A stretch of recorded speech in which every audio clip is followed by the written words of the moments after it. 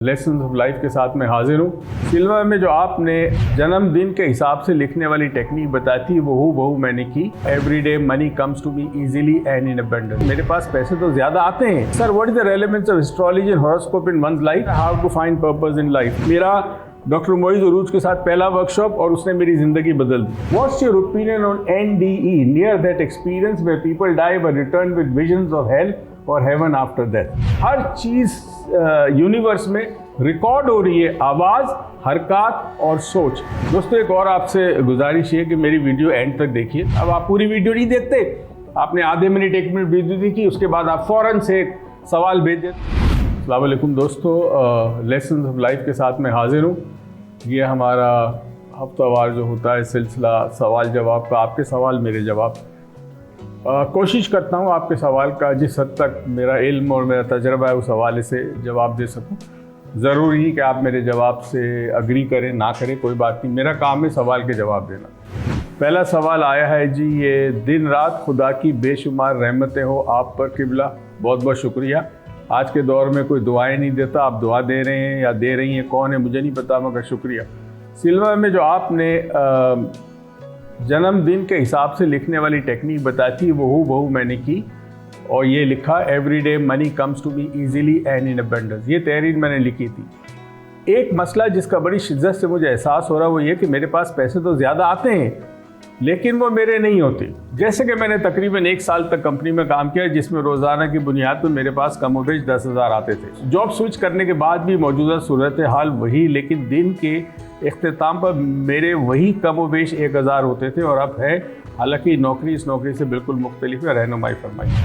अच्छा जी, आपने ये तो लिखा है कि everyday money comes to me easily and abundance. ये सिल्वा में हम सिखाते हैं आपको और आपके पास पैसा, मगर आपने ये नहीं लिखा कि पैसा आपका होगा।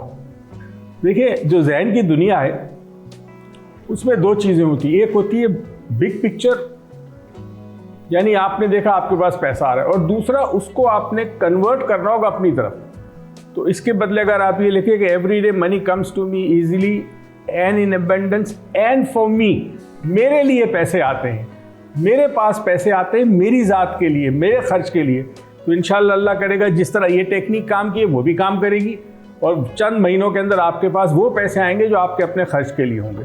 बहुत शुक्रिया। नेक्स्ट सवाल। सलाम sir, hope you are doing well इंशाअल्लाह। वालेकुम अस्सलाम। हैशटैग आज doctor Moiz. Sir, what is the relevance of astrology and horoscope in one's life? If it stands true, can we do anything to amend any negative related to it, or how can we combat with its negative effect? और दूसरा, how to find purpose in life। ये बात कर रही है astrology और उस हवाले से मुख्तलिफ सितारों के असरात। देखिए, पहली तो चीज़ है कि जो भी ये सेलेस्टियल बीइंग कहते हैं इसको, हमारी दुनिया के साथ जो दूसरी दुनियाएं आबाद हैं, जो प्लैनेट्स हैं, उनका हम पर असर ज़रूर होता है और नेगेटिविटी भी आती है।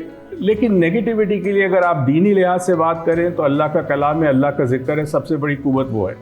उसके अलावा कोशिश करें कि हर सिचुएशन में आप पॉजिटिव पहलू देखें। होता क्या है हमारा, वैसे तो पूरी कौम की बात कर रहा हूँ, हम हमेशा फोकस करते हैं प्रॉब्लम पे। जहन का उसूल ये कि जब आप किसी चीज़ पे फोकस करते हैं वो चीज़ बड़ी होती है। हमें किसी ने ये नहीं सिखाया कि प्रॉब्लम की जगह सोल्यूशन पे फोकस करो। तो अगर आप नेगेटिव पे फोकस करेंगी, जैसे कि आपकी तहरीर से पता चल रहा है, तो नेगेटिविटी बढ़ेगी। मगर आप उसके अपोजिट पॉजिटिविटी पे फोकस करेंगे, मिसाल के तौर पर आपकी ज़िंदगी में कितनी नेमतें हैं, कितनी राहतें हैं, आपके दोस्त अच्छे हैं, आपके वालिदैन अच्छे हैं, आपके रिश्ते अच्छे हैं, आप काम अच्छा कर रही है, जितना पॉजिटिव जो आपकी ज़िंदगी में ब्लेसिंग्स है अल्लाह ताला की, जब आप उस पर फोकस करेंगी तो नेगेटिविटी कम हो जाएगी। दूसरा, how to find purpose in life. देखिए, हर इंसान अपनी ज़िंदगी का मकसद ढूंढे। 2 किस्म के मकसद होते हैं, एक मकसद ज़िंदगी और एक मकसद हयात। मकसद ज़िंदगी का मतलब है इस दुनिया में जब तक आपकी सांस है उसमें आपने कामयाबी हासिल करनी है और अपनी ज़ात से दूसरों को फ़ायदा पहुँचाना। एक इनरोलमेंट का कॉन्सेप्ट होता है कि जी आपको फ़ायदा पहुंचा, आप कामयाब हुए, आपके अतराफ़ में जो लोग हैं उनको भी आपने कामयाबी की तरफ ले गए। ये ज़िंदगी मकसद ज़िंदगी है। इस ज़िंदगी में रहम दिली, ग्रैटिट्यूड यानी शुक्रगुजारी, एहसान गुजारी, दूसरों पे एहसान करना सीखे, इस सोच के कि अल्लाह ताला राज़ी हो जाए। तो ये ज़िंदगी का मकसद है। सेहत का ख्याल रखें, रिश्तों को निभा के रखें। अब जो मकसद हयात है वो बहुत बड़ा है, क्योंकि हयात अबदी है, हमेशा हमेशा के लिए। उसके लिए इस ज़िंदगी में आप वो काम करें कि वो मकसद हयात के साथ कनेक्ट हो जाए। इंसान के अच्छे अमाल, मैं अभी चंद दिन पहले एक वीडियो मैंने भेजी थी जहाँ ईमान और यकीन का फ़र्क बताया था।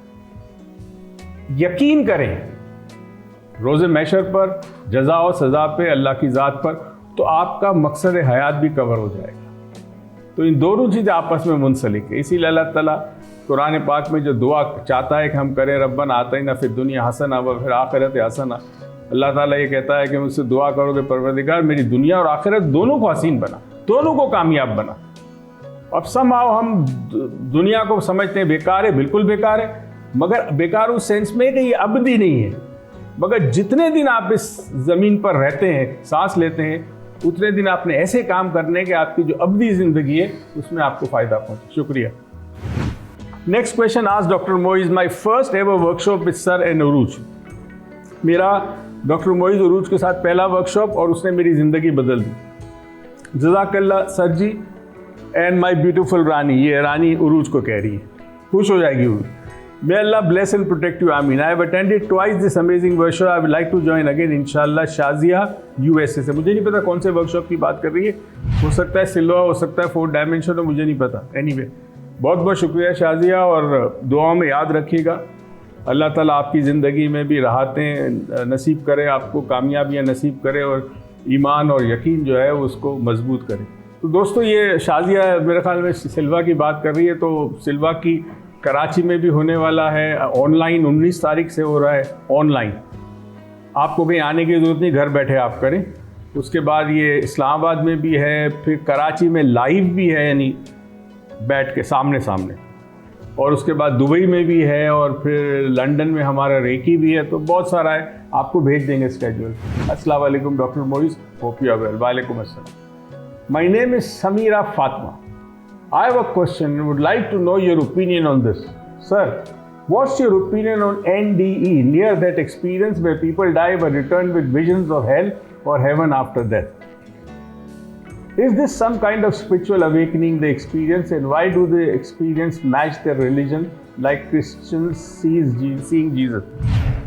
Thank you, Samira. काश पाकिस्तान में लोग ऐसे सवाल पूछें, बड़ा रिमार्केबल सवाल है। नियर डेथ एक्सपीरियंस पे कई रिसर्च हो चुकी है, कई स्टडीज़ हो चुकी है, इसमें किताबें लिखी गई है। और नियर डेथ एक्सपीरियंस ये होता है कि इंसान किसी हादसे में या किसी बीमारी की वजह से वक्ती तौर पर उसकी मौत होती है, मगर वो असल मौत नहीं होती। एक मौत जिस्म की होती है, एक मौत ब्रेन की होती है। ब्रेन मरने के बाद भी 20 मिनट तक अप्रॉक्सीमेटली काम करता रहता है।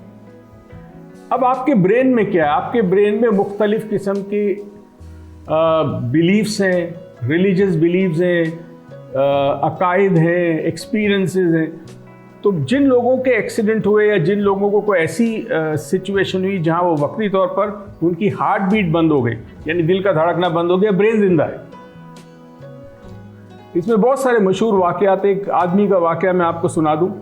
उस आदमी ने अपनी ज़िंदगी में बहुत रियल स्टेट का काम था, और उसने बड़े लोगों को फ्रॉड किया, बेईमानी की। अरबपति आदमी था, इतना रूथलेस और इतना जालिम था कि जहां देखा कि किसी आदमी को पैसे की ज़रूरत है, उसने वो ज़मीन खरीदी, वो फैक्ट्री खरीद ली, वो बिजनेस खरीद लिया और अरबपति बन गया। एक एक्सीडेंट हुआ उसका।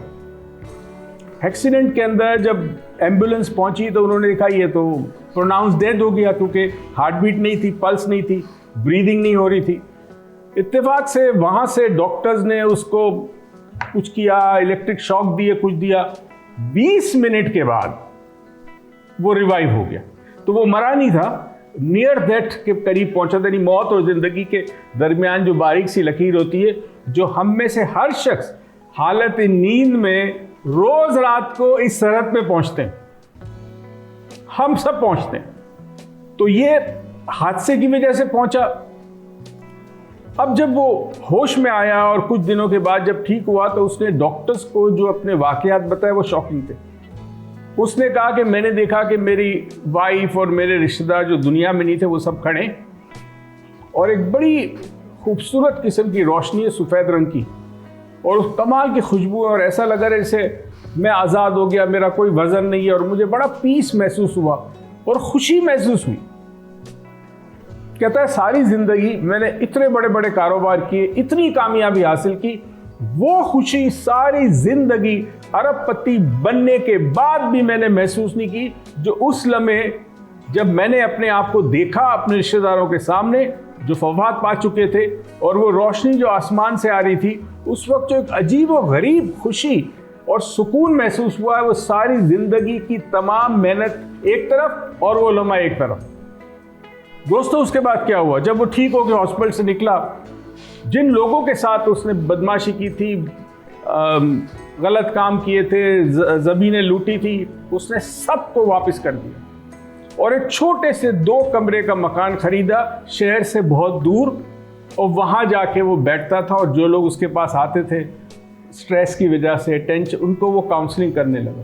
यानी सारी दौलत दे दी उसने, राय खुदा में दे दी, जिनके पैसे लूटे थे वो दे दिए, जिनके साथ ज्यादती की थी वो पैसे लौटा दिए, सब कुछ दे दिया, और कहा कि मैं आज उस सुकून की तलाश में हूं जो मुझे उस वक्त मुयस्सर हुआ। अब होता क्या है कि चूंकि हमारा ब्रेन हार्ड डिस्क की तरह है, वो तमाम चीज़ें रिकॉर्ड करता है। तो अब अगर आपका अकीदा मिसाल के तौर पर आप क्रिश्चियन हैं, तो मौत के वक्त आपको जीसस यानी ईसा अलैहिस्सलाम नज़र आएंगे। आप हिंदू हैं तो आपको कोई हिंदू का देवता या खुदा नज़र आएगा। मुसलमान है तो हमारा ईमान है कि नबी करीम सल्लल्लाहु अलैहि वसल्लम की अगर हमें ज़ियारत नसीब हो जाए, या नबी करीम सल्लल्लाहु अलैहि वसल्लम का दीदार नसीब हो जाए, शिफात नसीब हो जाए, तो जो कुछ ब्रेन में है वही सामने इमेज आता है हमारे, ये याद रहे। इसीलिए कोई अमल इंसान का, कोई आवाज़ उसके मुंह से निकली हुई, कोई सोच ज़ाय नहीं होती, कहीं ना कहीं ये रिकॉर्ड हो रही है। तो 2 जगह रिकॉर्ड हो रही है, एक ब्रेन में और इस कायनात में जो बहुत बड़ी हार्ड डिस्क है।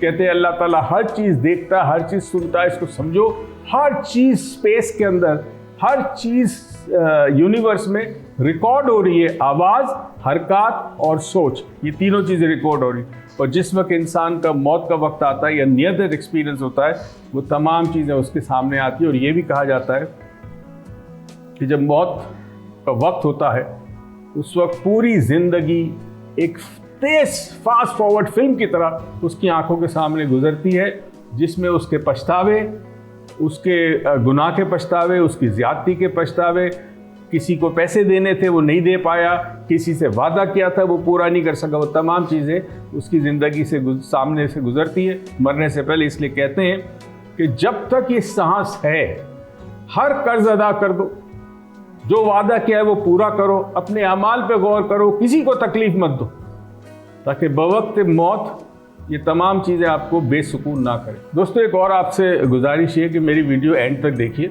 जैसे वो इलायची वाली वीडियो हो हज़ारों लोगों ने देखी है, पता नहीं कितनों ने देखी है, पूरी नहीं देखते। तो जब पूरी वीडियो देखते हैं तो एंड में कहीं ना कहीं आपके सवाल का जवाब हो जाता है। अब आप पूरी वीडियो नहीं देखते, आपने आधे मिनट 1 मिनट वीडियो देखी, उसके बाद आप फ़ौरन से सवाल भेज देते कि जी इसके अंदर वो इलायची पुरानी हो जाए तो हम क्या करें।